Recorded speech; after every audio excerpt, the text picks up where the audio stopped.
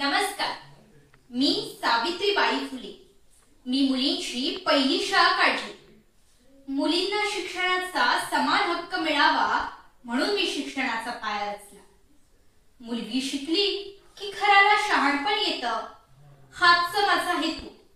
पण आजकाल लोक मुलींचा फार तिरस्कार करतात. त्यांना जन्माला सुद्धा येऊ देत नाही. आता तुम्हीच सांगा बरं, मुलगी नसली तर हे जग कुठून चालणार? भावाला बहीण कुठून मिळणार? बापाला पोरगी व नवऱ्याला बायको कुठून मिळणार? तुमच्या मुलासोबत लग्न कोण करणार? म्हणून सांगते बाबांनो, मुलींना वाचवा, त्यांना शिकवा, त्यांचा सन्मान करा आणि त्यांना हे सुंदर जग पाहू द्या.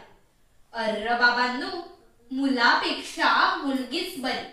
प्रकाश देईल दोन्ही खरी. धन्यवाद.